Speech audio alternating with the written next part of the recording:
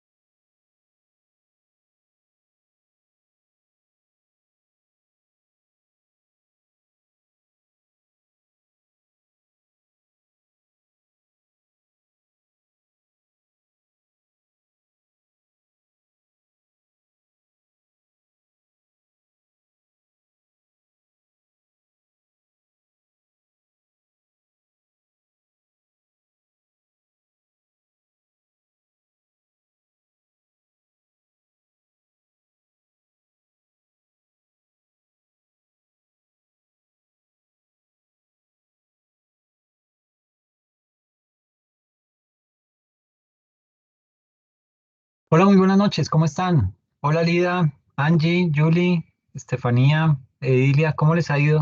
Buenas noches, profe. ¿Cómo van Buenas bien? noches, profe. ¿Qué tal? ¿Cómo estás?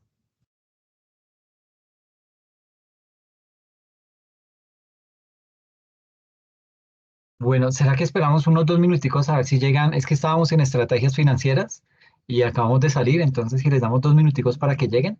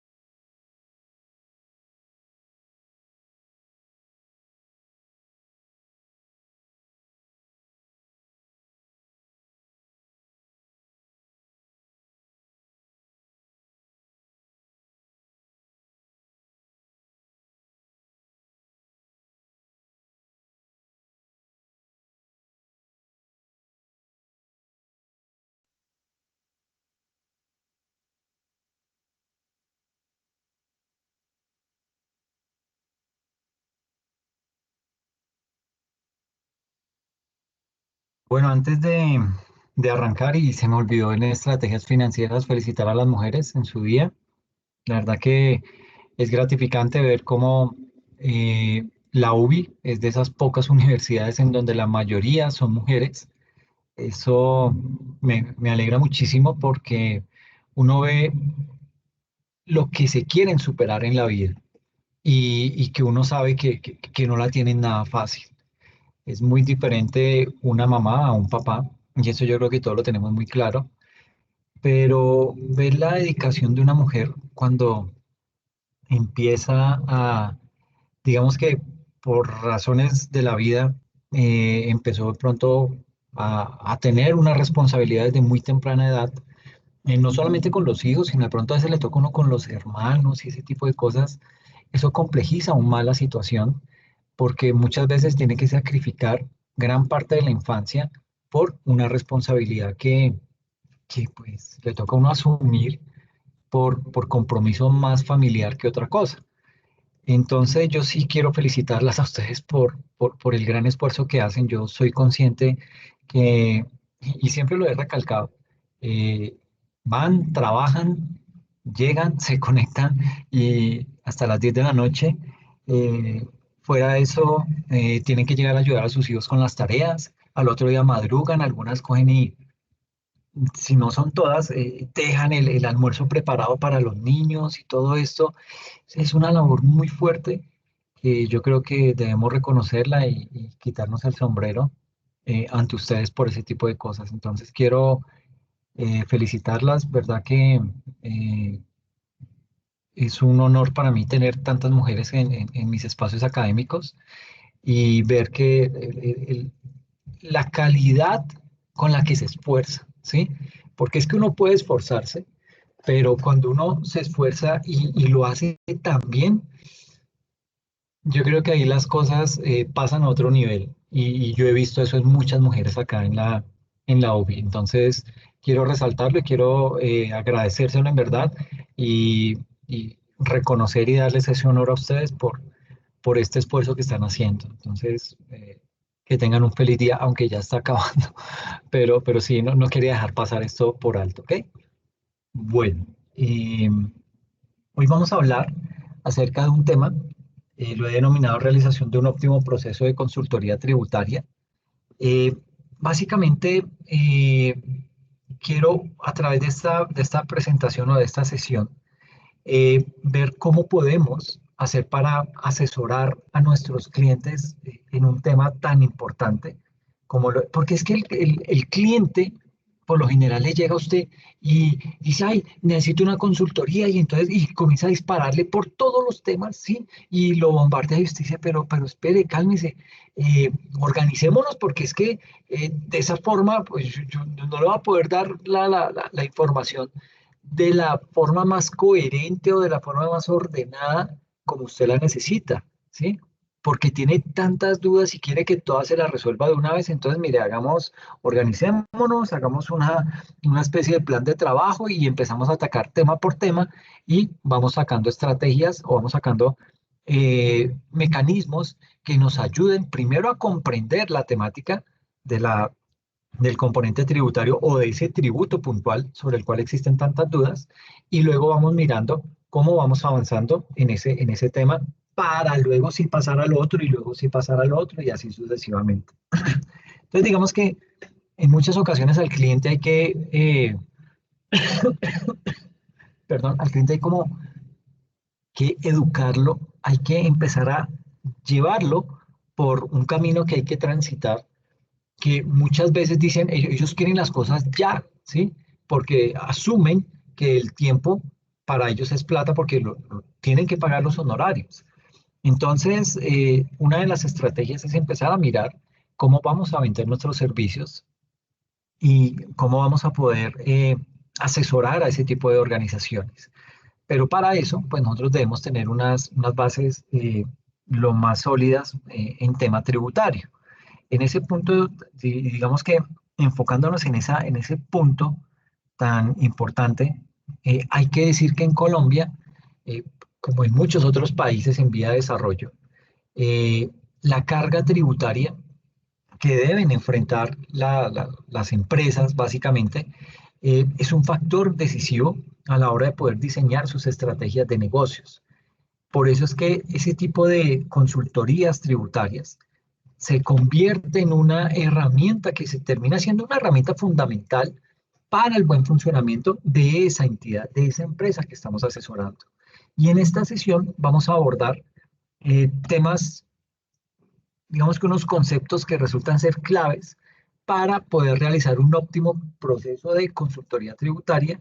Por ejemplo, vamos a ver cómo nace la obligación, qué es la evasión, qué diferencia hay frente a la ilusión y cómo realizar ese óptimo proceso.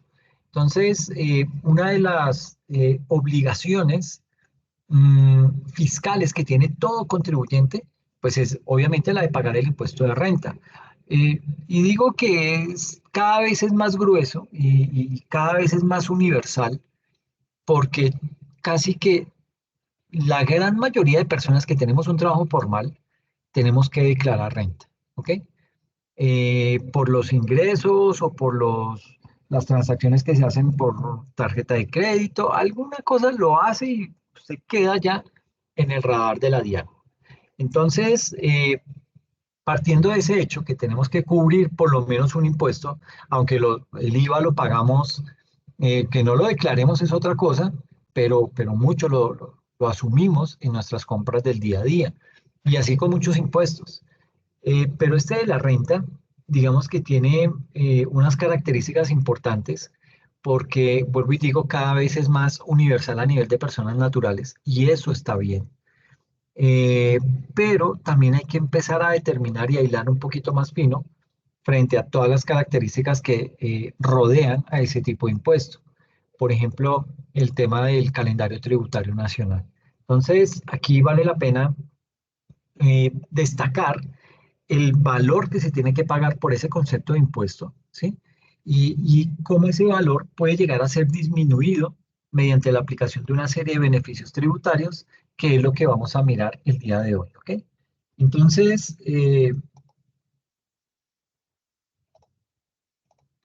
básicamente, digamos que para poder realizar un óptimo plan de consultoría tributaria, pues debemos tener varios conceptos claros. Por ejemplo, ¿qué es precisamente la obligación tributaria? Miércoles, perdón.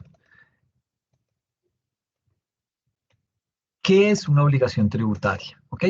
Entonces, digamos que aquí vale la pena rescatar dos elementos de lo que es la obligación tributaria. Aquí nos dice que la Constitución política establece que son los ciudadanos y las personas las que deben contribuir al financiamiento de los gastos e inversiones del Estado dentro de conceptos de justicia y equidad.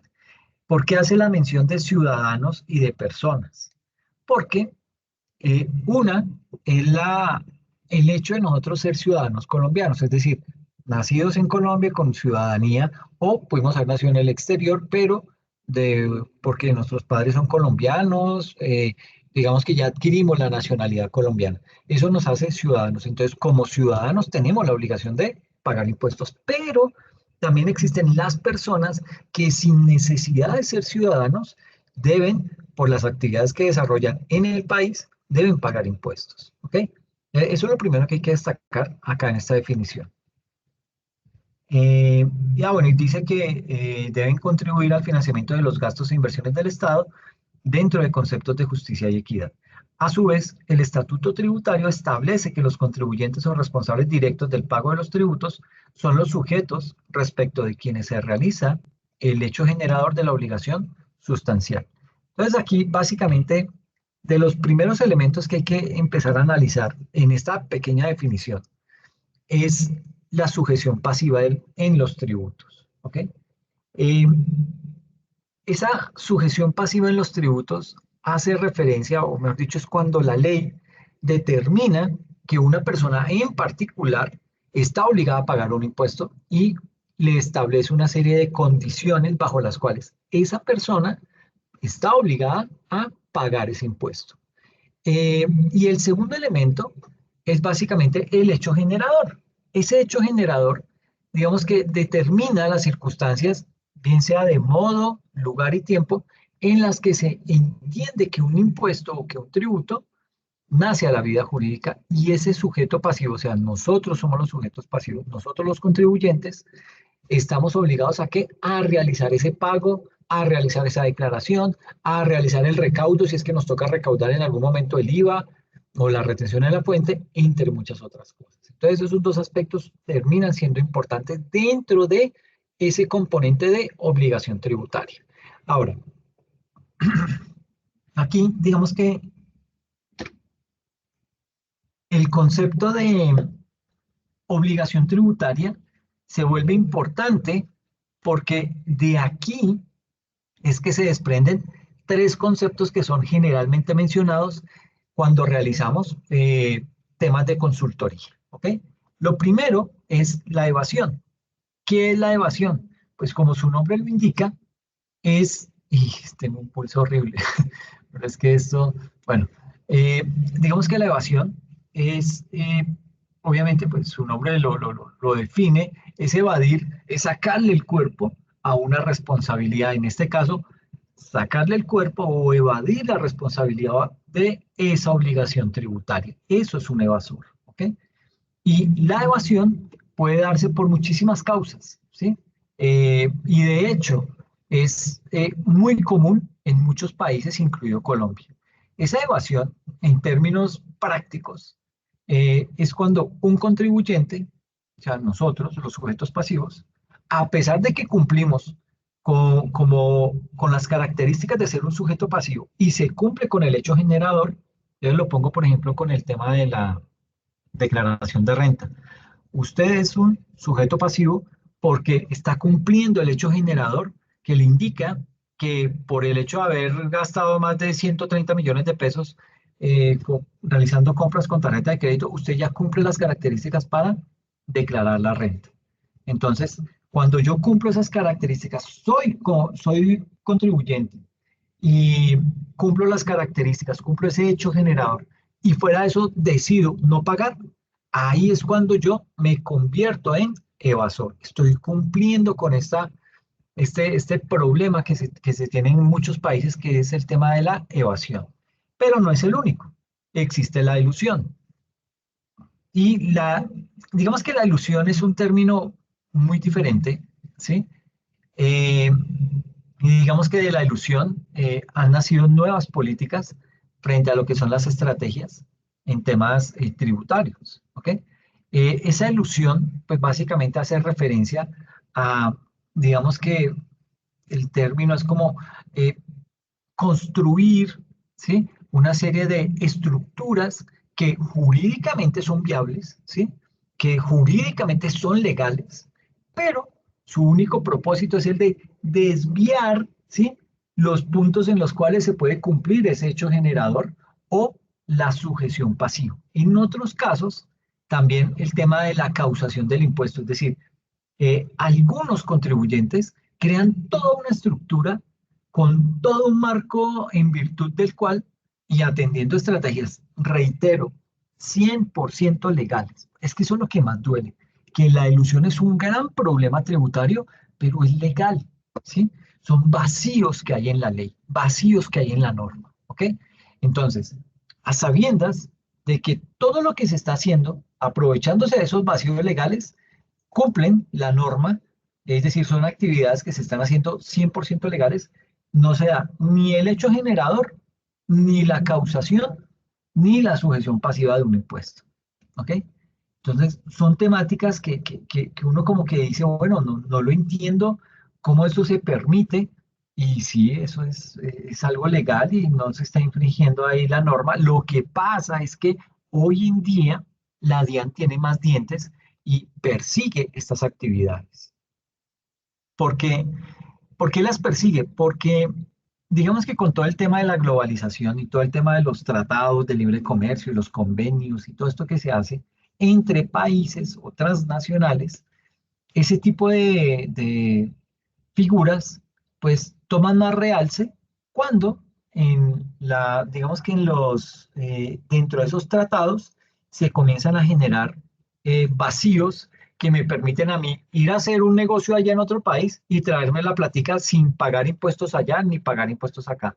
O por ejemplo, yo puedo crear un vínculo societario con otra empresa en otro país simplemente para ganarme un convenio que existe entre este país X con otro país Z.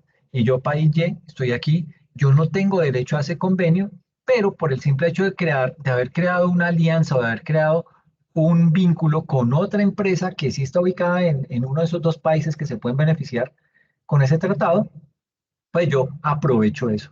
Y es ahí en donde la DIAN comienza a hacerle seguimiento a todo ese tipo de situaciones, porque la DIAN ya se dio cuenta. La DIAN dice, ahí, y eso no es solamente un problema de Colombia, por eso están inventando, se están tratando de implementar ¿cómo es que le llaman? Ese impuesto que es a nivel internacional, que es más o menos, está con una tarifa del 15% que se tiene que pagar por todas esas transacciones que se hagan a nivel internacional. Entonces, es precisamente buscando cerrar un poco esa brecha, porque es que las grandes empresas son las que más se aprovechan de ese tipo de cosas. ¿Por qué? Porque tienen cómo pagar un buen buffet de abogados que les permita asesorar frente a ese tipo de situaciones. Entonces, pues digamos que esto es un gran problema, la evasión y la ilusión. Son dos problemas en los cuales pues, los dos recaen sobre la autoridad tributaria en Colombia, que es la DIAN, y básicamente pues no le queda, digamos que la DIAN no es tan grande, no es tan robusta como debería serlo, está en un proceso de transformación, pero todavía le falta muchísimo y no puede cubrir estos dos frentes por donde le están haciendo goles, ¿ok? La gente, y más que ahora se trata de que más personas naturales paguen, pues digamos que las empresas de una u otra manera medio las estaban controlando con todo y eso y había fugas, pero a nivel de personas naturales es tan grande y tan diversa la población que es muy difícil tratar de perseguir a esos evasores.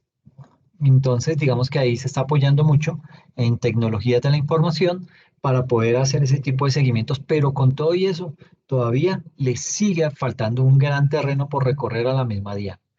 Y el otro tercer aspecto que es bien importante se conoce como la optimización.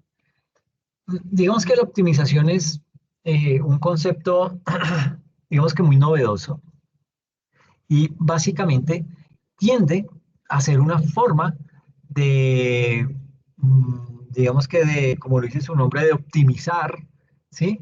El, o de realizar una planeación, ¿sí? Es una forma de planeación en la cual, digamos que el resultado no necesariamente es eludir el impuesto, ¿sí? Es decir, buscar un hueco en la norma, buscar un vacío en la norma y pegarme de ese para decir, ah, no, de malas, ahí no dice y yo no pago eso.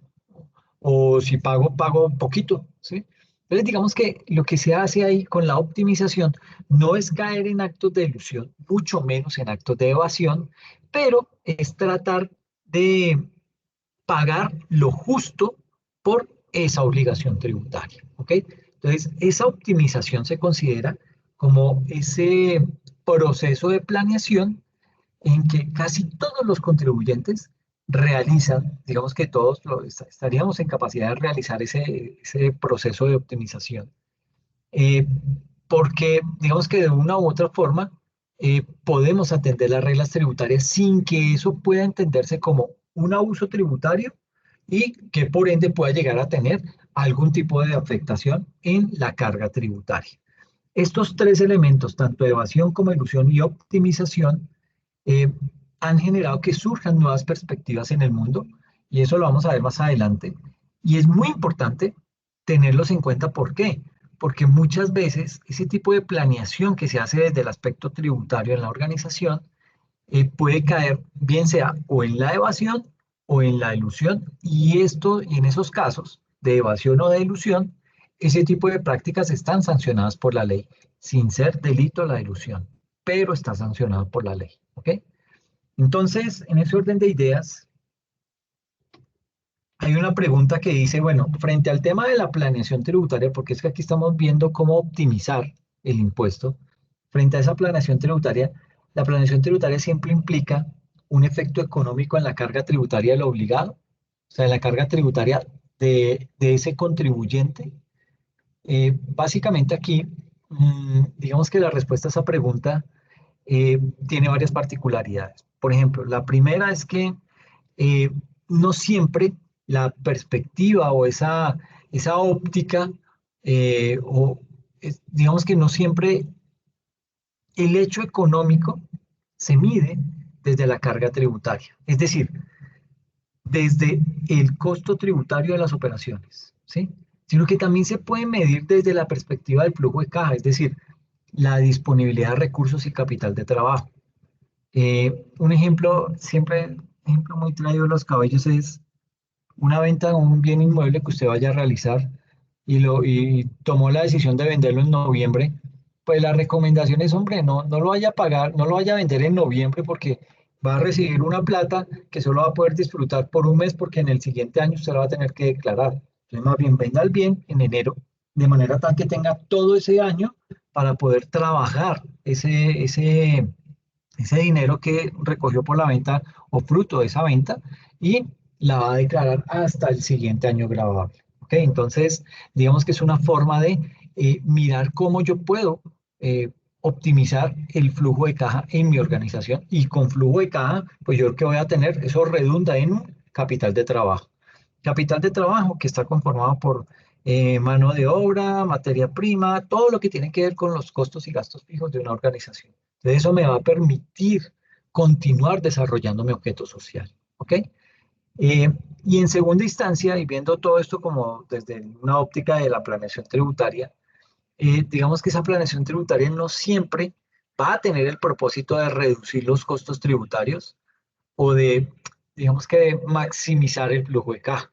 También se puede llevar esa planeación, eh, digamos que con el propósito de realizar una adecuada gestión de la administración de los impuestos. ¿Con qué propósito? Para evitar que por ese impuesto yo tenga que pagar unas sanciones, ¿ok? Si yo tengo controlados estos impuestos y los declaro en el plazo que es, no me atraso, no me pasa nada de eso, pues yo no voy a tener acá ningún tipo de sanción. Pero mientras no haga esto, pues este va a estar siempre en riesgo de que se materialice, ¿ok? Entonces hay que empezar a mirar cómo se juega realmente con ese tipo de situaciones, porque si bien es cierto, y vuelvo y digo, ahí no estamos obteniendo un beneficio, indirectamente lo que estamos haciendo es evitar un sobrecosto en el pago de esa obligación tributaria. Entonces, eso hay que recomendárselo siempre a los clientes. Hay que propender porque ellos sean muy claros, muy ordenados con el calendario tributario, sepan cuáles son los impuestos que deben cubrir, sepan cómo los deben liquidar, ¿sí? Que ojalá pues puedan tener unas herramientas tecnológicas que les permita poder hacer un mejor uso de esa información, de todas esas transacciones, que lo puedan llevar de una manera sistematizada, de manera tal que el liquidar esos impuestos sea algo automático, sea ya que me arroje todo el formulario para simplemente ir y pagar.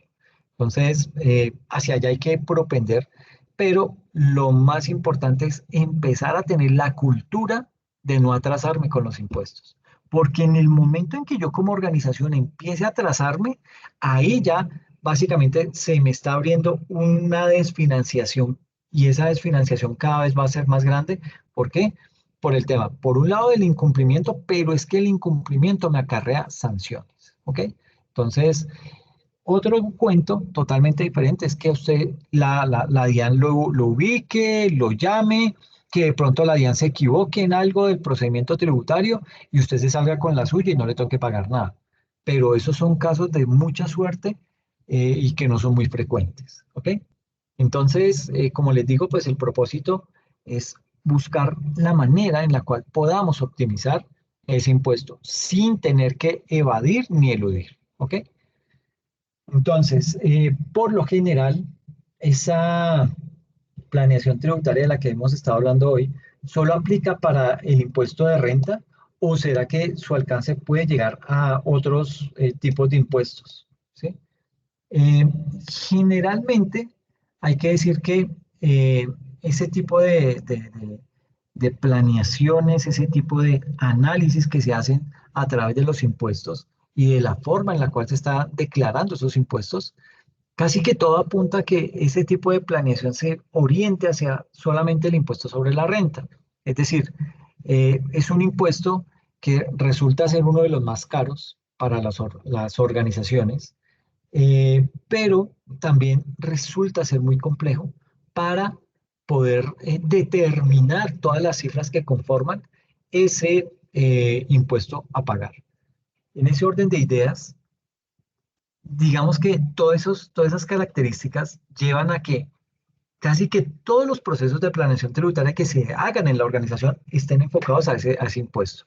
Pero eso no quiere decir que no se pueda hacer planeación tributaria para el resto de impuestos, ¿ok? Hay diversos impuestos. Es posible diseñar estrategias de planeación en impuestos transaccionales o indirectos, como el IVA. Aquí la respuesta es afirmativa, sí se puede.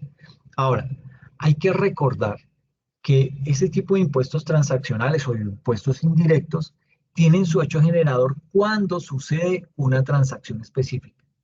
Y eso significa que realizar ese tipo de procesos de planeación tan puntual sobre esos hechos puede llegar a generar sospechas en la DIAN de que hay algo de ilusión dentro de esa estrategia. Entonces la DIAN le va a salir la alerta, una marca que lo va a identificar a usted y le van a mandar un inspector en donde el inspector le va a decir, bueno, señor, hágame un favor, muéstrame todos los libros de contabilidad, todos los libros diarios en donde me muestre el tema del IVA, cómo se está liquidando, cómo lo está devolviendo usted, etcétera, etcétera, para poder corroborar que en efecto no estamos cayendo en alguna figura de elusión tributaria cuando estamos haciendo algo de planeación en impuestos indirectos. Es, se puede hacer, pero es riesgoso en el sentido en que nadie, pero nadie quiere recibir una visita de la DIAN, ¿sí? ¿Por qué? Porque es que esos inspectores son unos tigres para el tema y pues posiblemente le van a encontrar no solamente un errorcito, sino de pronto dos o tres que se le pueda hacer tan grande como quiera y va a tener que pagar una obligación muchísimo más alta. Entonces, en ese orden de ideas, mi recomendación es arranquemos por el impuesto sobre la renta. ¿Sí? Trabajémosle a eso, creémosle un plan bien organizado, bien estructurado, en donde le pongamos unas fechas, unas actividades que se vayan a cumplir y miraremos más adelante si podemos empezar a realizar procesos de planeación tributaria sobre este tipo de impuestos indirectos. Pero algo que sí es cierto es que se puede realizar también temas de planeación desde lo que es el régimen simple de tributación. Pero eso lo veremos más adelante. Ahorita la conclusión es sí, pero no, con temas de impuestos transaccionales o indirectos, como el IVA. Se puede realizar planeación tributaria, pero no es la mejor opción porque para la DIAN eso es un mecanismo de elusión tributaria. ¿Ok? Y nos van a ir a visitar y en esas visitas se encuentran más cosas. Entonces, cojamos mayor experiencia desde el punto de vista de la declaración de renta y luego sí nos metemos a este tipo de impuestos. ¿Ok? Segundo, ¿por qué la planeación tributaria se realiza generalmente para el impuesto sobre la renta? Pues sucede que ese impuesto, el, el de renta, a diferencia de los impuestos transaccionales o los impuestos indirectos, tiene un enfoque muy distinto. ¿Sí? Este impuesto sobre la renta se basa en términos muy generales en la operación de un contribuyente en un periodo determinado, por lo general en un lapso de un año. ¿Sí? Eh, y sucede que ese impuesto sobre la renta se basa sobre la operación de un contribuyente y podemos realizar optimizaciones desde la perspectiva del modelo de negocio, ¿sí? Y también desde la operación habitual de la compañía o del contribuyente. Es decir, tenemos todo un margen, ¿sí? Mucho más amplio de realizar una serie de estrategias de planeación que permiten tener los efectos que el contribuyente está buscando, digamos que esos efectos que quiere que se materialice ese contribuyente. Y es por eso que generalmente se realiza la planeación sobre el impuesto sobre la renta. ¿Ok? Y el tercer aspecto es que en qué casos, perdón, la planeación tributaria para el impuesto sobre la renta tiene incidencia en otros impuestos. Porque eso puede pasar. Sucede que muchas veces se trata de realizar un análisis de modelo de negocio, un análisis del modelo de la compañía o de la persona natural, porque ahora como somos tantas las personas que tenemos que declarar, digamos que eso también nos mete dentro de la colada y nos pone a pensar, bueno, ¿yo cómo hago para aprovechar esos beneficios tributarios? ¿Cómo hago para aplicar a esos descuentos tributarios? ¿Será que puedo como persona natural aplicar a este tipo de procesos de planeación? Pues todo eso hay que mirarlo y hay que empezar a mirar eh, si existen maneras de realizar algún proceso de optimización tributaria y que pueden haber cambios dentro de esa estructura o de ese modelo de negocio o de la operación habitual de la compañía. Y digamos que cuando hay cambios en eso tan sensible como lo es el objeto social de la empresa, cuando hay esos cambios dentro de esa estructura, puede llegar a darse el caso de que hay otro tipo de efecto en otros impuestos. Por ejemplo, puede ser que yo celebre un contrato de colaboración porque es más eficiente que la estructura tributaria en renta. Y para ese modelo de negocio, en general, y en ese contrato de colaboración entre las partes que están participando, ¿sí? En el negocio, digamos que hay un efecto en materia sobre el impuesto sobre las ventas, y es por eso que cuando eh, se modula, ¿sí? Todo ese enfoque operacional, todo ese enfoque de negocio de ese cliente, hay un efecto en otros impuestos. O sea que eso nos puede llegar a afectar esos otros impuestos que estamos manejando dentro de la organización. ¿Cuáles son las generalidades de ese impuesto sobre la renta? Mm, digamos que cuando uno mira lo que recauda a nivel de impuestos, la DIAN, usted se va a dar cuenta que lo que más recauda es impuesto sobre la renta. Y el segundo es el IVA. ¿Ok? Estos dos impuestos son los que le generan la mayor cantidad de ingresos a la DIAN. ¿Ok? Eso hay que tenerlo claro. Son los impuestos más mm, importantes para el gobierno nacional, porque de ahí depende un gran flujo de los ingresos del Estado. Entonces, pues habrá que estar cada vez más vigilantes del tema, habrá que estar mucho más, eh, digamos que el gobierno ha aprendido a controlar más lo que son esos dos impuestos y cada vez se pone como más vigilante, cambia normas o crea unas nuevas, etcétera. Está frente a eso porque sabe que esto es la base de los ingresos en el presupuesto general de la nación. Entonces, digamos que aquí en este punto realizar un buen proceso de optimización de impuestos implica básicamente que los fundamentos y esas bases conceptuales deben estar completamente sólidos y de ahí que lo que vamos a abordar a continuación son las generalidades sobre ese impuesto, pero acá en Colombia. ¿Ok?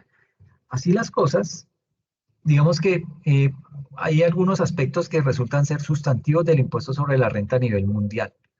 Eh, y frente a eso, viendo ese impuesto sobre la renta desde una óptica mucho más amplia, mucho más macro a nivel mundial, pues básicamente podemos decir que desde esa óptica a nivel mundial existen varios aspectos importantes que son generalmente aceptados y que son incluidos dentro de los marcos tributarios de cada estado. Y esos aspectos sustantivos son los siguientes. Tenemos acá, en primera instancia, el impuesto directo, es decir, el impuesto sobre la renta grava las utilidades obtenidas por el contribuyente. Mm, sobre ese aspecto, digamos que eso fue algo que golpeó mucho en la pandemia, porque si ustedes recuerdan, algo que cayó muchísimo en la pandemia, a niveles de un -7, casi un 8%, fue el PIB. El PIB cayó, es decir, el PIB es lo que muestra la sumatoria de todo lo que son los bienes que produce la nación, los servicios que presta, todo eso se suma y genera ese indicador macroeconómico que es el PIB. Y ese PIB en esa época de pandemia, pues obviamente todo cerrado, pues cayó a un -7%. Entonces, ¿qué pasa cuando dependemos muchísimo de lo que pagan las empresas vía impuestos sobre la renta? ¿Qué es lo que pasa acá en Colombia? En Colombia cobramos más impuestos sobre la renta a personas jurídicas que impuestos sobre la renta a personas naturales. Entonces, cuando dependemos tanto de esas organizaciones, cuando hay vacas flacas para las organizaciones, significa que las utilidades se reducen muchísimo y como el impuesto se paga sobre la utilidad, pues lo que se va a recibir de ingreso es muy bajo. Por eso fue que quedó ese gran hueco entre lo que se venía recaudando normalmente año tras año, que cada vez iba aumentando. En el 2020 no pasó eso, en el 2020 hay un hueco y vuelve y sigue creciendo. En el 2020, ese hueco se debió básicamente a que la gran cantidad de empresas que había, sobre todo MIPYMES, no tuvieron ningún tipo de utilidad. Y al no tener utilidad, pues no pagan impuestos. Ese es el hecho generador para este tipo de impuestos. Entonces, dependemos tanto de las empresas que cuando hay épocas malas, el bolsillo del Estado se contrae drásticamente. Por eso hay que nivelar las cargas. No hay que dejar todo el peso de la obligación en las empresas, sino que esta tiene que estar balanceada con las personas naturales. Lo que pasa es que en Colombia, pues el tema de la eh, informalidad, pues nos pega duro y eso es lo que básicamente nos tiene como en tanto descuadre tributario. Pero básicamente Eso es a lo que hace referencia a ese impuesto, que el impuesto sobre la renta grava las utilidades obtenidas por el contribuyente. Digamos que eh, esas utilidades, digamos que eso se mide todo dentro de un mismo periodo de tiempo, es decir, dentro de un año gravable, ¿ok? Y se hace teniendo en cuenta las leyes que rijan para ese momento de tiempo, ¿ok? Sobre todos los cambios que haya podido haber, pues se aplican sobre ese impuesto sobre la renta en ese periodo específico, ¿ok? Luego viene lo que es otro aspecto aquí importante y es que la progresividad. Generalmente es un impuesto, el impuesto sobre la renta es un impuesto progresivo porque busca generar mayor tributación en la medida en que hay mayor base gravable. ¿Qué quiere decir? Que así deberíamos estar cobrando en todos los impuestos en el país. Esta reforma tributaria, ustedes ya me han escuchado decirlo, tiene ese componente de progresividad, ¿sí? El reto está en seguirlo manteniendo, que ahí es en donde por temas de ideología y todo este tipo de cosas, las cosas se alteran y dicen, no, yo voy a tumbar eso porque es que eso era con tal ideología, ahora yo quiero implementar mi propia ideología, entonces vamos a hacerlo así, vamos a beneficiar a los grandes empresarios, que no está mal, tanto así que ahorita la reforma que se viene es pensando en cómo disminuirle la tarifa a ellos, pero sí digamos que hay que tratar de poner todo en una misma balanza y poder medirlo de una buena manera. Entonces, este impuesto sobre la renta se dice que es progresivo en la medida en que tiene por objetivo que generar una mayor tributación en la medida en que haya una mayor base gravable. Ahora, no solo depende de esto, ¿sí? ¿Por qué digo que no solamente depende de eso? Porque podríamos tener una mayor base, ¿sí? Y una tarifa estática, y esto implicaría que habría mayor pago de impuestos mientras el contribuyente obtenga más ingresos. Y algunos países, dentro de esos países está incluido Colombia, respecto al tema de personas naturales, se establece que cuando va creciendo la base gravable, la tarifa también se incrementa, de forma tal que entre mayor base se tenga, va a haber una mayor tarifa y un mayor recaudo. Y de esa manera se está consultando la capacidad que contributiva de ese contribuyente. Por eso es que se dice que el impuesto sobre la renta es progresivo. ¿Ok? Entonces, estamos cumpliendo un principio tributario en toda parte del mundo, la progresividad. Y otro aspecto bien importante es la fuente. Los estados generalmente graban los ingresos obtenidos por un contribuyente de, digamos que por haber desarrollado actividades dentro del territorio colombiano. ¿Ok? Entonces, digamos que generalmente ese concepto de fuente termina siendo importante. ¿Por qué? Porque los países tienden a tributar cuando algo se origina dentro de su territorio. ¿Ok? De esa forma, todas las personas son contribuyentes del impuesto, pagan pagan ese impuesto respecto a esas rentas obtenidas dentro de ese país y que se consideran que son unas actividades de fuentes de renta nacional de ese estado. Y hay otro aspecto sustantivo sobre el impuesto sobre la renta en Colombia y básicamente lo que nos dice es que en el caso de Colombia, pues hay unos aspectos que son bien importantes, unos aspectos que terminan eh, siendo, hay que resaltarlos, ¿sí? Eh, básicamente porque, pues digamos que cumplen con muchos efectos o con muchos aspectos para poder realizar una muy buena optimización tributaria, específicamente el impuesto sobre la renta. El primero de ellos tiene que ver con lo que son los sujetos pasivos, o sea, nosotros como contribuyentes, nosotros personas naturales o las personas jurídicas, ¿ok? Y nos dice que las personas naturales y personas jurídicas o asimiladas residentes por sus ingresos de fuente mundial son sujetos pasivos.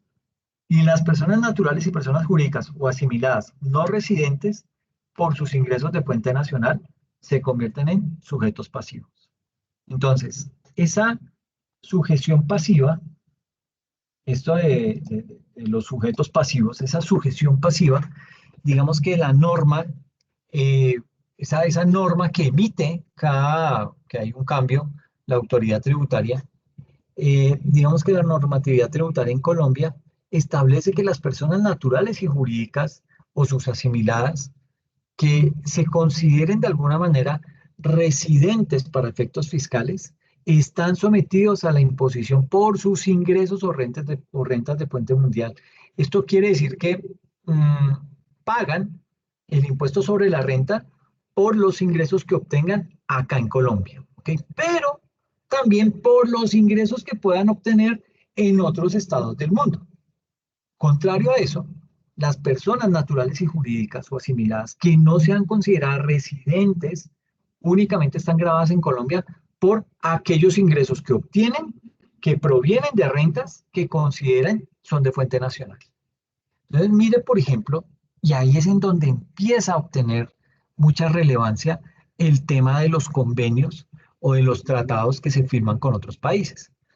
Imagínense que Colombia, digamos que no tiene, no recuerdo, pero creo que no, no tiene un convenio con Nicaragua. Entonces, usted como empresa se va y lo llamaron de Nicaragua y le dijeron, no, mire, es que nos hemos dado cuenta que usted cumple con el perfil que estamos buscando para que su empresa pueda desarrollar aquí tal actividad. Si se listo de una, nos vamos para Nicaragua y hacemos la obra, hacen eso, obtienen esos ingresos, allá le retienen algo en la fuente, ¿sí? Porque todo país hace eso, le retienen la fuente, diga que usted que le retuvieron un 12% de sus ingresos y se trae esa otra platica, ¿sí? Cuando usted trae esa platica para acá, como no hay un convenio entre Nicaragua y Colombia, esa platica que llega acá se toma como otros ingresos. Y esos otros ingresos están grabados. Entonces, ¿qué pasa? Que a la larga usted termina pagando impuesto en Nicaragua e impuesto acá en Colombia. Y eso no es negocio para un empresario. ¿Ok? Pues no es negocio porque básicamente él dice, no, pero qué bobada, voy, hago un trabajo allá, pago impuestos allá, traigo la plata, me cobran impuestos acá. Entonces, ¿de qué me sirve eso? Entonces, ese sinsabor con el que queda el empresario, pues lo que hace es que lo desanima y dice, no, ya no vuelvo por allá, no sigo haciendo ese tipo de operaciones, me quedo acá solo en Colombia que sigo pagando los impuestos o busco hacer únicamente desarrollar actividades con países con los cuales Colombia tiene tratados de libre comercio y sobre todo tratados de doble no imposición. ¿Ok? ¿Qué significa eso? Que si yo voy, por ejemplo, y me ampara eh, el convenio andina, el convenio eh, sí, andino de naciones, lo que hace es que me dice, mire, Venezuela, Colombia, Ecuador, Perú y Bolivia, esos 5 países hacen parte de la Comunidad Andina de Naciones. Por hacer parte de esa comunidad, entre ese tratado se dice que todo empresario que vaya a realizar acciones o a desarrollar alguna actividad en alguno de los países miembros, no se le va a cobrar sino un solo impuesto en alguno de los territorios. Por ejemplo, casi siempre es en el territorio en donde se desarrolló la actividad. Entonces, usted dijo, yo me voy bravo de Nicaragua y más bien voy a buscar a ver qué me sale en Sudamérica y le salió con Perú. Y usted se fue a Perú, desarrolló la actividad, todo muy bien, obtuvo sus ingresos, le retuvieron allá el 11% por retención en la fuente y usted se trajo la platica. Cuando usted trae la platica acá, a sabiendas de que hizo el negocio allá en Perú y que hay un convenio entre nosotros los 5 países, ese convenio lo ampara a usted de tener que pagar impuesto por segunda vez acá en Colombia. ¿Por qué? Porque el convenio dice, y solo se pagará el impuesto en el país en donde se desarrolle la actividad. El país de origen no tiene por qué cobrar absolutamente nada. ¿Con qué objetivo se hace eso? Para que las empresas, gracias a ese acuerdo, gracias a ese convenio, puedan desarrollar actividades entre ellas. Eso es bien importante, ¿ok? Eso ayuda muchísimo a desarrollar a los países. ese tipo de convenios, porque eso ya es rentable para un empresario. ¿Por qué? Porque es que si yo voy y hago una actividad a Perú y allá en Perú me hacen una retención del 12% y mi tarifa acá en Colombia es del 35%, pues para mí es mucho más benéfico pagar sobre esos ingresos que voy a percibir en Perú, pagar el 12% allá en Perú, me traigo mi platica y eso ya no es un ingreso, eso se convierte en un ingreso no constitutivo de renta. Y así las cosas, pues yo puedo estar tranquilo y no debo pagar ese tipo de transacciones, no debo pagar doble imposición, que es lo que se busca con ese tipo de convenios, ¿ok? Entonces esto hay que tenerlo bien claro porque, pues digamos que muchas veces obviamos ese tipo de cosas, pero dentro de la normativa eso se puede considerar un beneficio tributario, ¿ok? En segundo aspecto, hay que evaluar lo que es la fuente, ¿sí? La fuente dice que Colombia ha establecido en qué casos un ingreso se considera de fuente nacional. Entonces, digamos que en ese tipo de situaciones, por regla general, un ingreso es considerado de fuente nacional cuando el hecho que lo origina se realiza en Colombia. ¿Ok? Por ejemplo, una prestación de servicios dentro de Colombia. Eso es fuente nacional. ¿Ok? Ahora, digamos que algunos casos expresamente identificados, una serie de casos expresamente ya tipificados, eh, digamos que están dentro de la ley, como sucede, por ejemplo, con la prestación de servicios técnicos o de asistencia técnica. Ese tipo de servicios están grabados en Colombia como un ingreso de fuente nacional, independientemente que su prestación de servicio se realice en Colombia o desde el exterior. ¿Ok? Eso significa la fuente. Y hay otro aspecto que es la tarifa. ¿Ok? Digamos que la tarifa, las personas naturales tienen tarifas progresivas, mientras que las jurídicas tienen una tarifa estática. Las tarifas de nosotros oscilan por rangos, ¿sí? Las de las empresas para todas, tengan o no tengan músculo financiero, sean grandes o sean pequeñas, todas pagan el 35% de tarifa. ¿Ok? Y eso termina agravando la situación de ese tipo de empresas, porque desafortunadamente son las más vulnerables. ¿Ok? Entonces hay que tener mucha precaución con eso. ¿Sí? Eh, digamos que las personas jurídicas o asimiladas acá en Colombia han tenido una tarifa estática en el tiempo y ahora cuando me refiero a esas tarifas estáticas, no estoy haciendo referencia a que no puedan tener variaciones en la medida en que, digamos que va apareciendo cada reforma tributaria como lo que ha venido sucediendo en los últimos años. El punto de esto es que no hay una tarifa que a medida que obtenga más ingresos me tienda a grabar de una manera más alta, con excepción de las tasas a las entidades financieras, porque ellos pagan su impuesto y tienen unos puntos adicionales, porque es el negocio más rentable en Colombia. Y por último tenemos lo que es la base gravable. La base gravable es también conocida como renta líquida gravable, ¿sí? Y se determina con base en las disposiciones normativas según lo dice el Estatuto Tributario. Entonces, esa base gravable se conoce como esa renta líquida gravable y se determina con base en disposiciones normativas. La evolución de las normas antiabuso y antielusión, porque eso también ha tenido una evolución. Es decir, en la medida que pasa el tiempo, en la medida que hay más desarrollos tecnológicos, en la medida que hay más comercio flotando por todo el mundo, surgen más maneras de evadir, más maneras de eludir la obligación tributaria.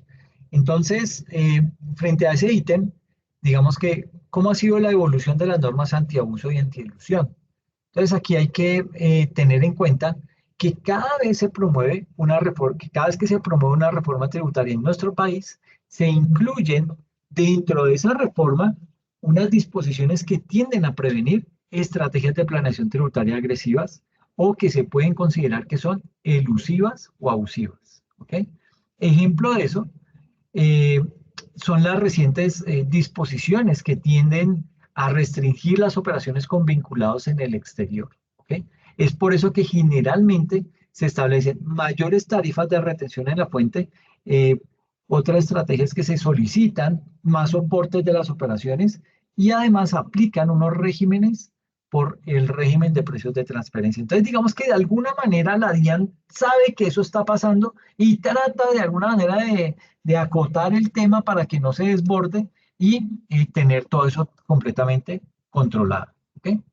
Entonces, básicamente aquí lo que nos dice es que nos habla de unas reformas tributarias, nos dice que la ley 1370, esta fue una de las leyes que promovió mucho los temas de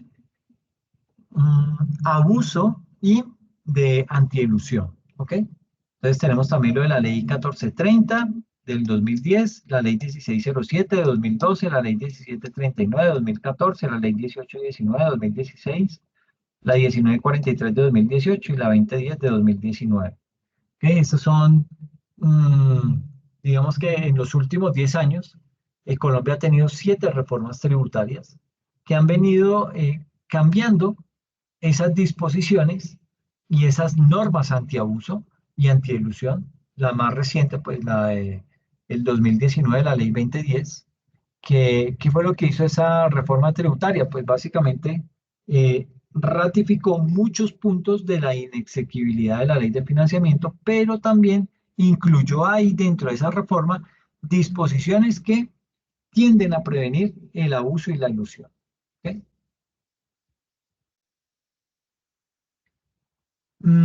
Es importante tener en cuenta que desde el 2013 la OCDE ha promovido lo que son las acciones BEPS, ¿sí? Que básicamente esas acciones tienden a prevenir que existan enfoques de planeación tributaria agresivas o elusivas. ¿Y qué es lo que hace? Que establecen algunas recomendaciones para que los estados incorporen en su normatividad con el propósito de poder prevenir ese tipo de prácticas. Colombia ha incluido diversas acciones dentro de sus disposiciones normativas. Entonces, digamos que ahí, pues si bien es cierto, falta mucho todavía, hemos dado unos pasos firmes que apuntan a buena dirección. Entonces, esperemos a ver que todo el tema se solucione de una manera o de otra. Y esto nos lleva a tener que hablar acerca de lo que es la tasa efectiva versus la tasa nominal. ¿Ok? Porque hemos hablado mucho de que la tasa efectiva es la importante. Yo debo empezar a contemplar actos de optimización tributaria orientados desde el cumplimiento de la tasa efectiva. Entonces, digamos que estos son otros conceptos que debemos tener claros, como lo son la tasa efectiva y la tasa nominal de tributación, y son dos conceptos que terminan siendo clave que debemos tener en cuenta para ese proceso de optimización tributaria del impuesto sobre la renta y también para todo lo que tiene que ver con su cumplimiento. ¿Ok? Así las cosas, ¿qué es eso de la tasa nominal? La tasa nominal es una tarifa del impuesto sobre la renta prevista en la ley que se aplica sobre la renta líquida gravable, que es diferente a la utilidad comercial del negocio. Es decir, frente a la tasa nominal, eh, hay que decir que es la tarifa del impuesto sobre la renta que está expresamente prevista en la ley y que se aplica sobre la renta líquida gravable, que es diferente a la utilidad comercial del negocio.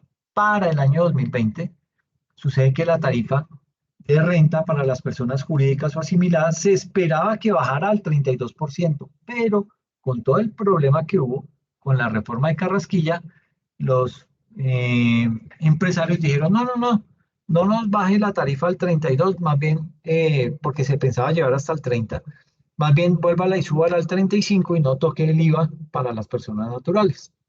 Se hicieron harakiri ellos mismos, ¿ok?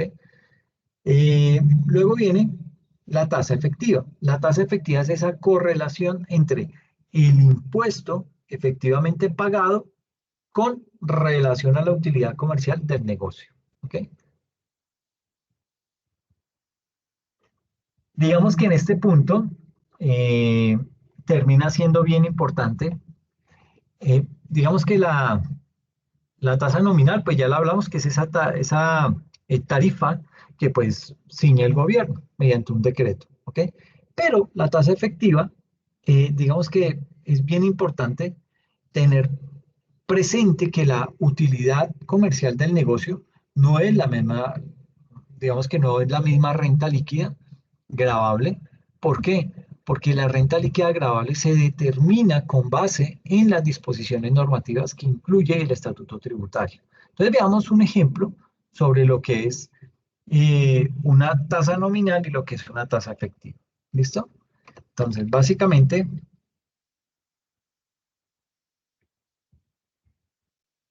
mire que tenemos las siguientes columnas. La primera es todo lo que tiene que ver con la partida contable. La segunda, las normas NIF. La tercera, desde lo fiscal, la diferencia y la justificación. Entonces, básicamente aquí lo que estamos diciendo es, hay una serie de partidas en las organizaciones. Vamos a mirar cómo se calcula esa partida, cómo se calcula su medición inicial para poder decir cuánto es bajo NIF y cuánto es bajo lo fiscal, ¿ok? Para calcular una diferencia y dar una justificación. Entonces, en este primer punto, tenemos esas columnas y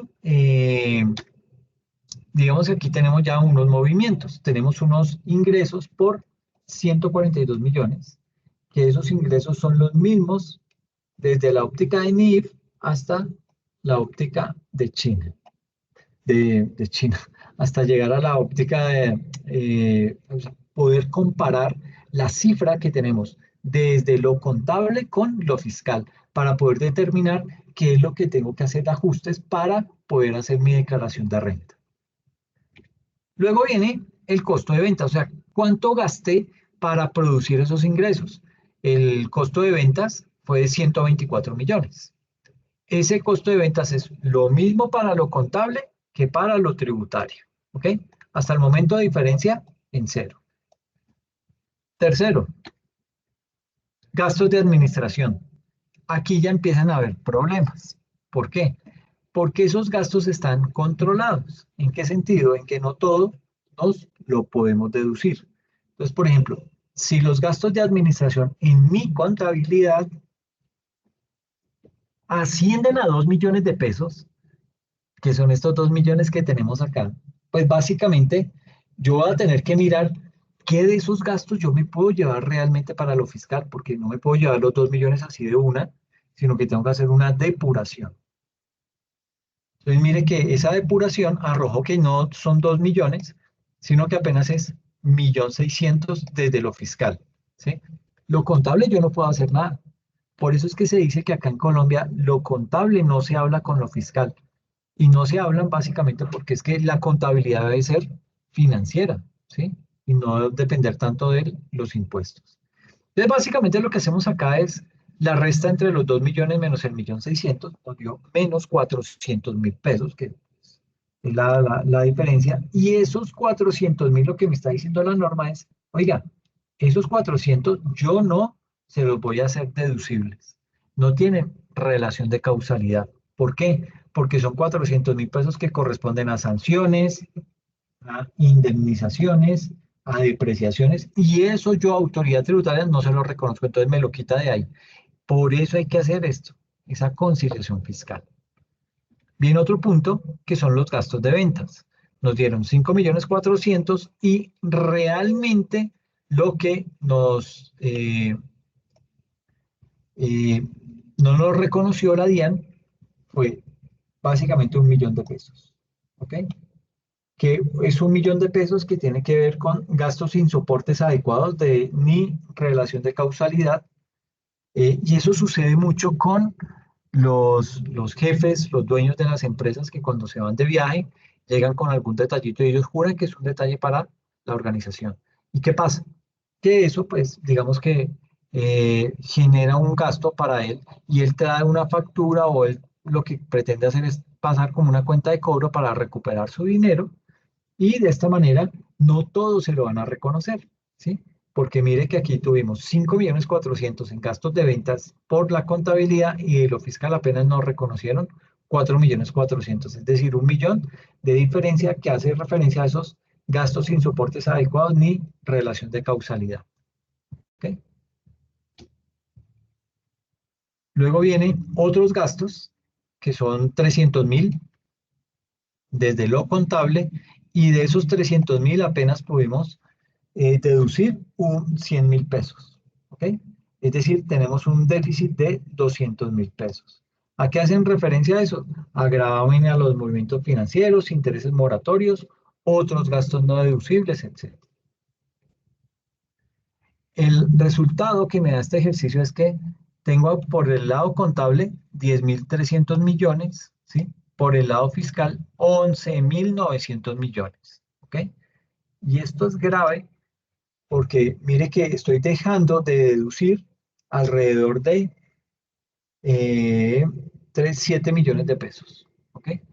Que me podría estar representando un buen monto sobre el cual pues empezar a mirar con más detenimiento. Entonces, básicamente aquí lo que estamos haciendo es, tomamos ese resultado que teníamos ahí de los 10.300.000 de lo contable y lo fiscal que nos dio 11.900.000, la resta es de menos 1.600.000. Entonces, importante este concepto para poder identificar que pues hay momentos en los que nos juega en contra eh, hacer esos cálculos nosotros mismos o nos beneficia que un tercero lo haga. Ahora, aquí tenemos un déficit de 1.600.000, ¿sí? El resultado que nos dio y básicamente, digamos que aquí calculamos el impuesto con una tarifa del 33%. El 33% de 10.300.000, espéreme,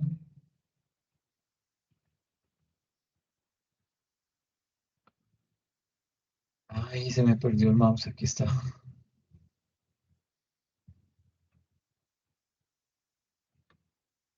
Ay, bueno, básicamente aquí lo que les quiero decir es, ese impuesto del 33% se calcula sobre la utilidad contable. Entonces, 10.300.000 por el 33% me da 3.399.000. Mientras que, ¿y eso a qué equivale? A una tasa de tributación del 33%. ¿Ok? Pero ¿qué pasa más adelante? Sucede que bajo lo fiscal, mi utilidad, bueno, lo que debo pagar de impuesto de renta, mi utilidad fue de 11.900 millones. Entonces, yo lo que hago ahí es, tomo, digamos que aquí la proporción y se empieza a convertir a una tasa de tributación para poder determinar cuánto fue lo que realmente pagó de impuestos esta persona. ¿Gracias a qué? A que tenía estas diferencias que no fueron reconocidas por la DIAN. Entonces, eh, ¿qué hago acá? Básicamente lo que se hace es, se, mm, aquí es que se me perdió el mouse. Ay, chica, como si se me hubiera bloqueado. Ok, entonces básicamente lo que se hace acá es tomar estos 10.300.000, ¿sí? Y digamos, tomamos estos 3.927.000 que fue lo que verdaderamente pagamos de impuesto, y no estos 3.399.000, sino pagamos 3.900.000. Esos 3.900.000 los dividimos entre estos 10.300.000 y me da que la tarifa que yo pagué como esta empresa es de 38.1%, ¿sí? Versus una tarifa que estaba en el 33%, ¿ok? Y esto es barato. Ahí, por lo general, esa cifra de tasa de tributación varía. Bueno, la tarifa no varía, la tasa no varía, pero lo que, digamos que hay aspectos que hay que determinar con mucho cuidado, y es poder calcular esa tasa de tributación que realmente, o sea, si nuestra tasa nominal o nuestra tasa efectiva es del 33%, lo que yo terminé pagando fueron 38.1%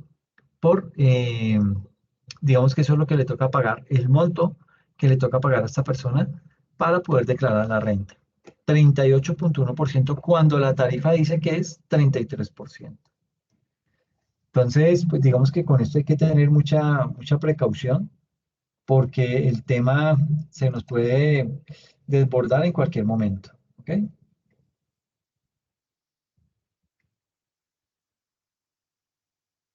¿Qué es eso de los vehículos societarios y la sociedad o esa relación socioaccionista?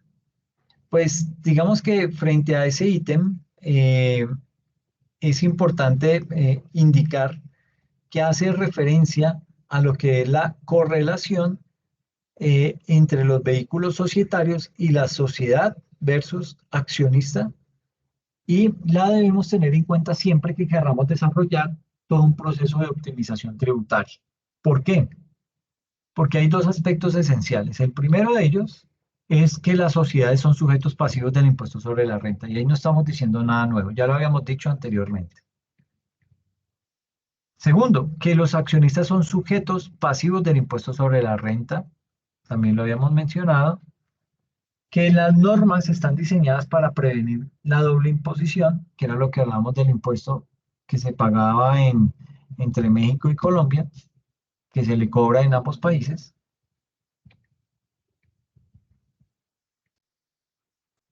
Entonces, estos vehículos societarios y la sociedad, eh, tal y como lo estábamos explicando al comienzo de esta sesión, las sociedades y las personas naturales son contribuyentes sobre el impuesto sobre el impuesto de la renta.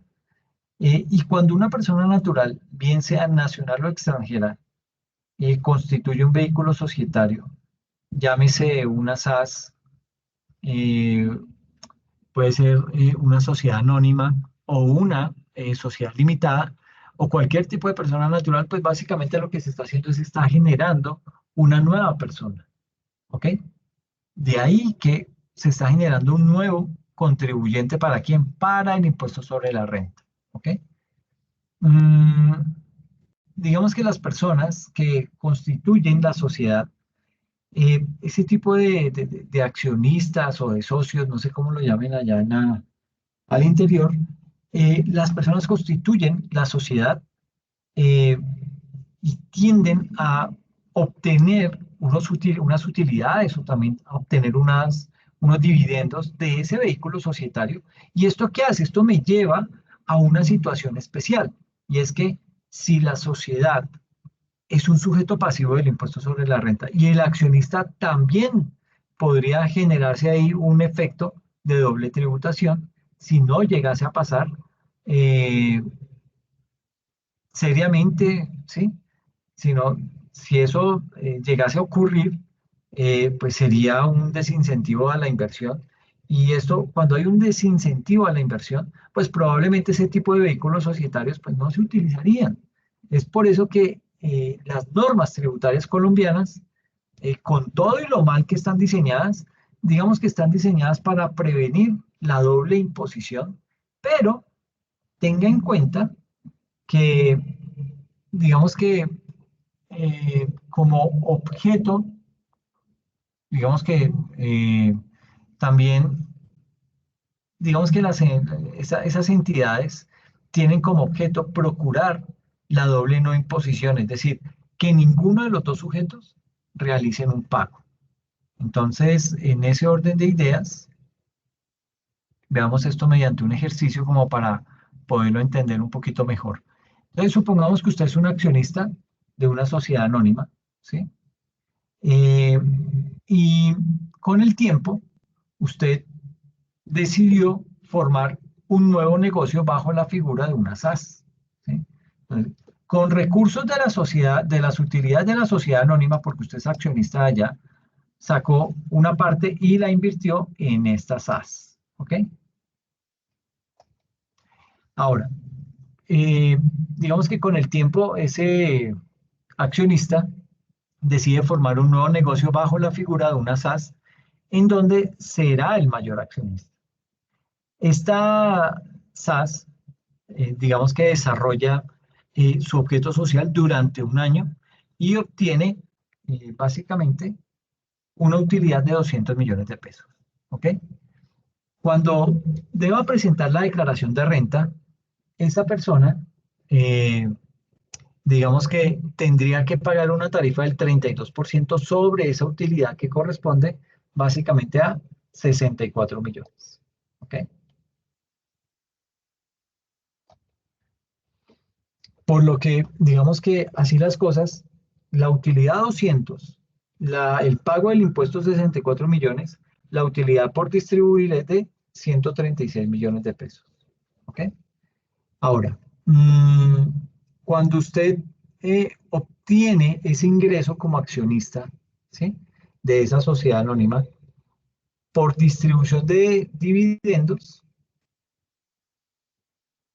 si no existe ninguna norma que me permita obtener un ingreso como no grabado, usted tendría que pagar ese impuesto, digamos que esos 136 millones de pesos, con una tasa del 32%, y en este caso se configura una doble imposición. ¿Por qué? Porque estará pagando un doble impuesto como SAS y como sociedad anónima. ¿Ok?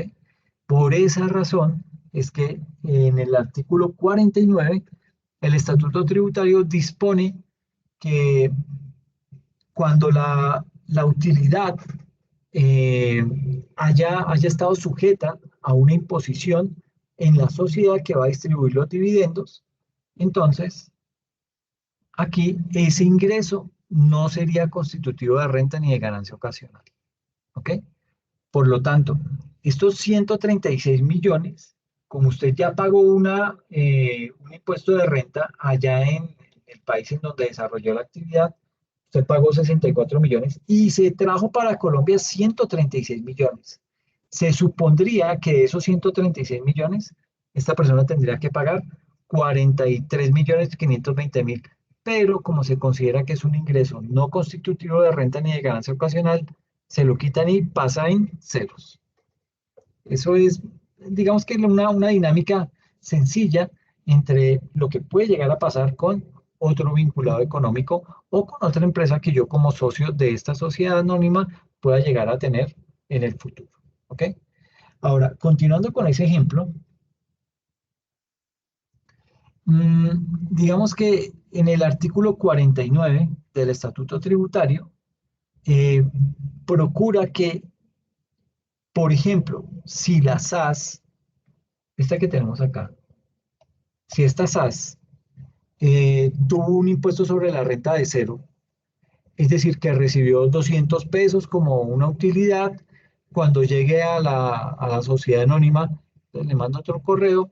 eh, digamos que aquí en este tipo de situaciones lo que pasa es que yo tengo mi ejercicio. Entonces, tengo mi accionista de la sociedad anónima y ese mismo accionista crea este otro vehículo, la SAS, y realizó un negocio por 200 millones. ¿Ok? Cuando llegue ese dinero a la sociedad anónima, ¿sí? Digamos que aquí debía tener un impuesto sobre la renta del 32%, pero en este caso, pues ya digamos que no tendría el ingreso, no tendría la característica de no constitutivo de renta y tendría que repartir sus utilidades sobre estos 200 millones. ¿Sí? ¿Qué pasaría? Que me llevo esos 200 millones para acá en mi declaración de renta y cuando vaya a mostrar lo de mi, yo como persona natural de esa sociedad anónima, ahí me aplicaría un impuesto sobre la renta de 64 millones de pesos. ¿Ok? Entonces ya ahí, aquí ya pierde el carácter de ingreso no constitutivo de renta ni de ganancia ocasional. ¿Ok? Sino que básicamente en este caso los 200 millones pierden la calidad de ingreso no constitutivo de renta ni de ganancia ocasional y se convierten en un ingreso ordinario debido a que su impuesto en la SAS fue de 0 pesos. ¿Sí? Es, digamos que de esos temas que se dan en las organizaciones, pero que muchas veces eh, tienden a obviarse porque de pronto no se aplica el convenio, porque de pronto no se tenía conocimiento de ese convenio, en fin, y hay infinidad de cosas que le pueden llegar a dañar la, la forma en la que se debe liquidar un impuesto en una organización y eso puede traer unos sobrecostos altísimos. ¿Ok? Entonces aquí digamos que eh, depende mucho, este tipo de ejercicios depende mucho de las políticas públicas que el Estado colombiano quiera realizar. Puede ser que los beneficios que origine en las SAS no se paguen impuestos sobre la renta y terminen más bien trasladándose al accionista de la sociedad anónima, pero eso tiene que ser establecido por expresa disposición legal. Eso no es que se le ocurrió al director de la DIAN y lo empezaron a aplicar. No, eso tiene que venir desde el Congreso de la República. Entonces, eso lo hace pues mucho más difícil todavía. ¿Ok? Eh, digamos que aquí generalidades de lo que es un proceso de optimización tributaria, pues básicamente lo que hay que decir es que digamos que esos procesos de optimización tributaria eh, hacen referencia a poder determinar un modelo que permita, pues precisamente realizar esa optimización de la carga tributaria en la organización y de esta manera, digamos que poder prever en el tiempo cómo debe estar estructurado un modelo para poder ejecutar una inversión en cualquier tipo de negocio o de actividad. Y en ese punto de vista, digamos que la planeación tributaria de la que estamos hablando es el insumo más importante desde la perspectiva de impuestos para poder estructurar cualquier proyecto. Y es por eso que es muy relevante saber cada ítem que tenga una incidencia dentro de ese proceso de optimización tributaria. Entonces aquí, digamos que básicamente tenemos un tipo de planeación tributaria que van orientadas a un tema de diferimiento de la obligación o prerrogativas y beneficios, optimización de la tasa efectiva y por último operaciones transnacionales. Esas operaciones transnacionales, digamos que cada vez están más reguladas. Hoy en día la DIAN tiene aplicado mucha legislación sobre puntualmente el tema de los, ¿cómo se llama?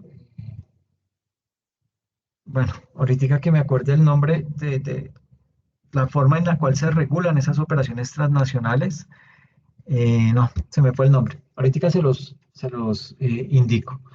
Entonces, básicamente, estos son los diferentes tipos de planeación que yo podría llegar a realizar en una organización. Diferir el pago del impuesto, mirar qué prerrogativas y beneficios tributarios existen y que yo pueda echar mano de ellos, cómo realizo la optimización de la tasa efectiva de tributación y qué pasa con las operaciones transnacionales. ¿Ok?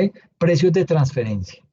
Sobre esas operaciones transnacionales recae todo el tema de precios de transferencia que vigila si las cosas se están haciendo bien o hay algunos aspectos de elusión tributaria. ¿Listo? Entonces, básicamente, ¿qué elementos inciden en la optimización tributaria sobre el impuesto sobre la renta? Pues hay cuatro factores, ¿sí? Que terminan incidiendo. El primero de esos factores es el modelo del negocio, es muy importante. Ese modelo de negocio generalmente es establecido ¿por quién? Por los contribuyentes desde una óptica de economía y de negocios. Es decir, ese modelo de negocio es creado por los dueños de la empresa, por los accionistas, pero como estamos viéndolo desde la óptica de pago de impuestos, esos dueños del negocio se llaman contribuyentes. Entonces, ese modelo de negocio generalmente está establecido por los contribuyentes desde una óptica de economía y de negocio. Es decir, ese componente tributario puede ser observado o no, y en esos casos, digamos que podría llegar a existir que haya una ineficiencia desde la perspectiva fiscal, eh, y eso se puede dar básicamente porque el modelo de negocio que establece ese contribuyente podría llegar a generar una serie de riesgos o en segunda instancia porque digamos que la modalidad de esa operación, hay una serie de ineficiencias que no son previstas cuando se establece. Entonces, pues ahí ya es muy difícil y nació mal y así va a seguir durante mucho tiempo. El segundo ítem tiene que ver con el adecuado cumplimiento.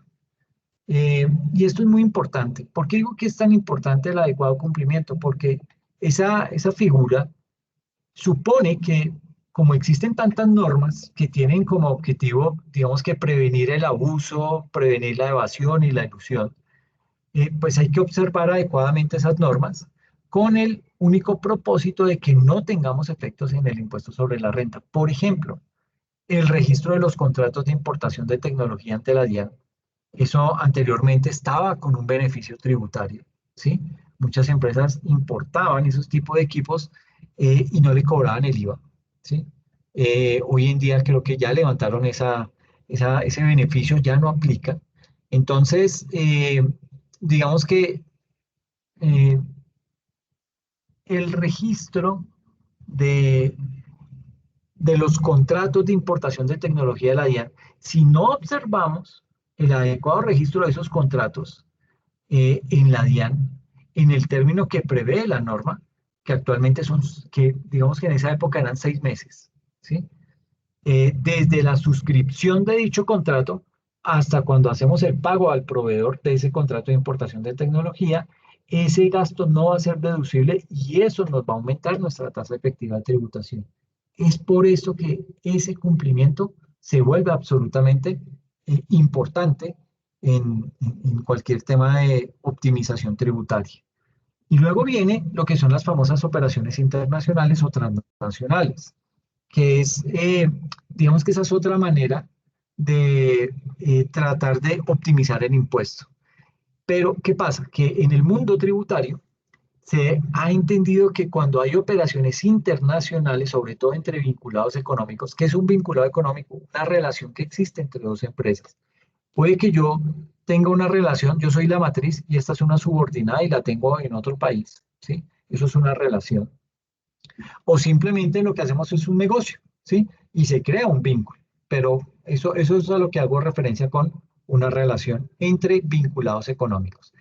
Sucede que hay esos dos vinculados económicos, lo que hacen es que también, digamos que se crean o se juntan básicamente porque se necesitan y quieren desarrollar un proceso de planeación tributaria, aunque pues digamos que esto no siempre es cierto, sino no por el hecho que yo siempre tenga un vinculado económico, estoy haciendo algo malo o estoy haciendo actividades de ilusión, no, no necesariamente es eso no es lo que pretendo decir, pero lo que sí quiero decir es que cuando existen ese tipo de figuras, la DIAN sí lo asume. La DIAN dice, uy, por aquí pueden estar haciendo planeación tributaria agresiva, ¿sí? Y se va detrás de ellos. Entonces, eso puede llegar a pasar. Y en operaciones internacionales ocurre eso. Cada que la DIAN dice, esta empresa tiene un vinculado económico en España, entonces hay que visitarlo. Y mandan el inspector para que revise la matriz. De pronto alguien va y mira cómo está el tema en España y sacan una conclusión y de pronto uno se va para un pleito jurídico. Y ya cada quien pues se defenderá en eso.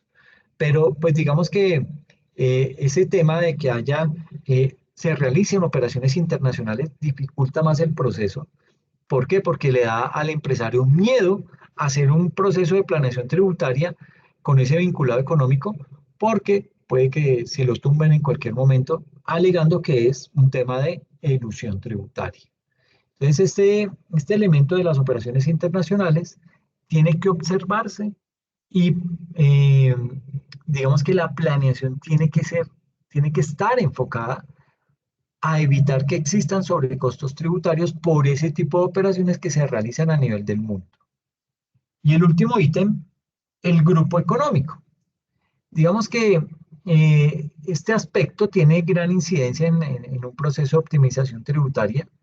Eh, ¿Por qué tiene gran incidencia? Porque cuando existen cuando tenemos la existencia de grupos económicos y ya tenemos un mayor número de contribuyentes del impuesto sobre la renta, no solo en Colombia, sino alrededor del mundo, pues las estrategias tienen que estar diseñadas para poder cumplir con una tasa efectiva de tributación macro y puede ser que en algunos casos una compañía multinacional establezca otra compañía en Colombia cuya tasa efectiva de tributación pues será muy alta en comparación con otras compañías en el mismo sector económico, pero también puede llegar a suceder que cuando se ve el grupo en general, esa tasa efectiva del grupo, eh, digamos que no sea tan grande, ¿sí? ¿Y cuándo puede llegar a suceder eso? Cuando establecemos un tipo de estrategia de optimización tributaria a nivel macro.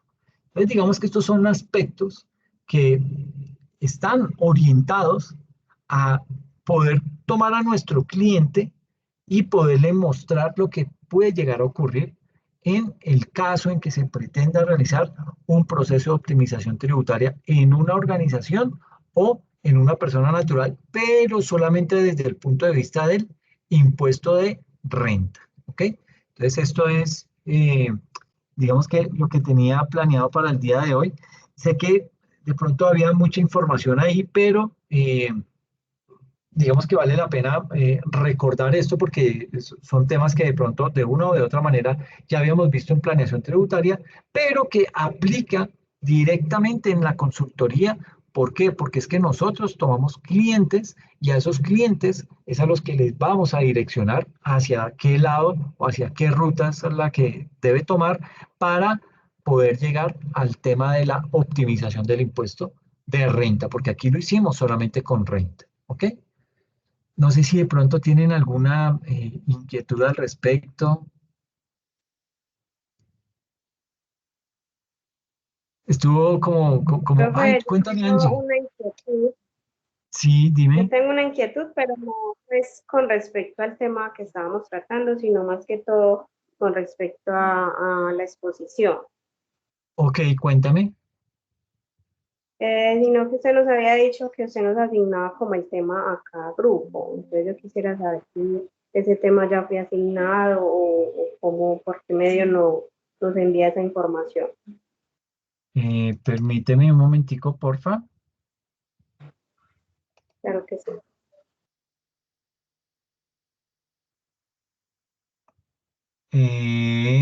Yo creo que...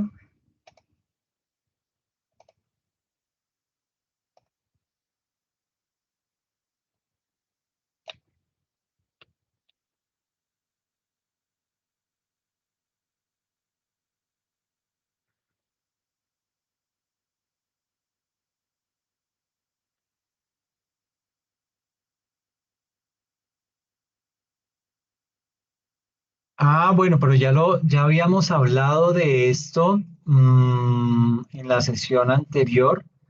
Yo les había asignado unos temas a algunas personas. ¿Tú con quién estás? Perdón que de pronto Edilia, cuéntame Edilia, para ver si es la misma pregunta. Buenas noches, profe. No, Hola. no, ¿cómo está, profe? No, profe, recuerda que me había dado plazo para entregarle la exposición de la actividad anterior, pero el domingo no estaba habilitada la plataforma. Le Ah, escribí me, y no he me lo recibido puedes respuesta. me lo puedes mandar por correo. Ah, perfecto, profe. Entonces yo ¿Listo? ahora se lo envío. Bueno, profe, Listo, muchas listo, gracias. bien. Era eso. No, a ti. Entonces, Angie, ¿tú con quién estás? ¿Tienes pareja? Sí, con Julia Andrea Mondragón. Ah, ok, perfecto. Listo, entonces, aquí ya digamos que habíamos organizado algunos espacios. Eh, digamos que aquí está un documento que les da una visión amplia de la temática. Esto es un tema que, si bien son temas que vemos en el día a día, por noticias, en cualquier medio lo escuchamos, está muy orientado al aspecto tributario. ¿Ok?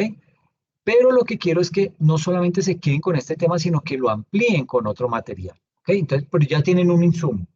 Entonces, de esto, ¿te parecería bien hablar acerca de la educación y cómo afecta, cómo se ve afectada la educación desde el componente tributario? ¿O qué otro tema te Eh, interesa? sí, no hay problema. ¿Sí? Lo digo porque ya está en camino una reforma a la educación, sobre todo a la educación superior. Entonces, pues creo que cae de perlas hacer ese comparativo entre esa propuesta que está haciendo el gobierno nacional frente a lo que tenemos en este documento de educación desde la óptica tributaria. ¿Qué es la óptica tributaria? ¿Cuánto nos vale el servicio de educación? ¿Quiénes están viendo más beneficiados?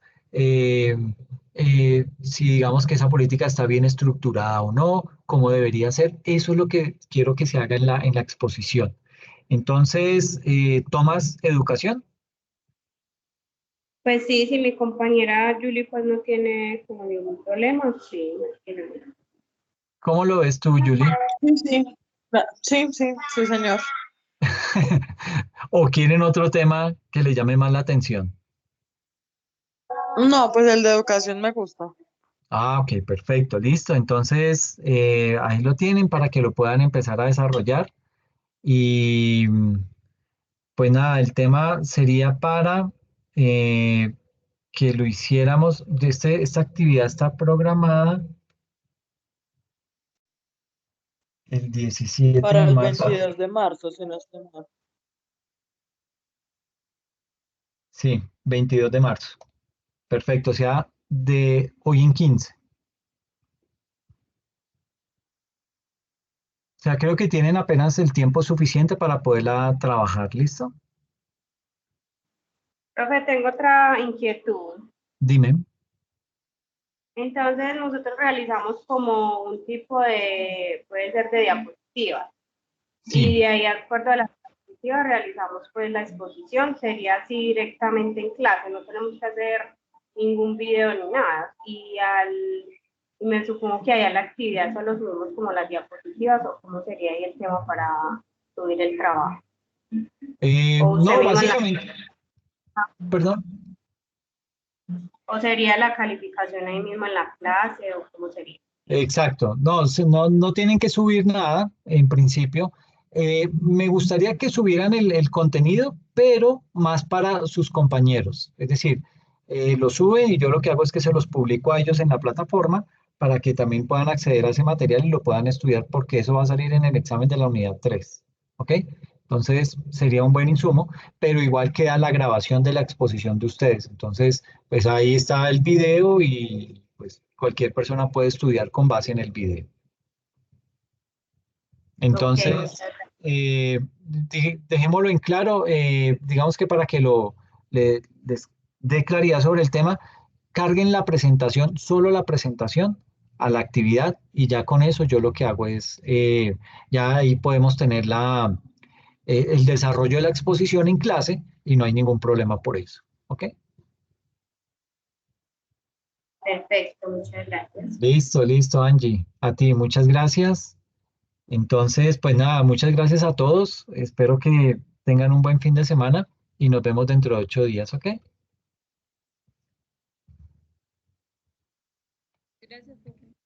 A ustedes, cuídense Muchas mucho. gracias. Chao, que estén muy bien. Chao, profe, gracias. Chao, Lida, que estés muy bien. Hasta luego, profe.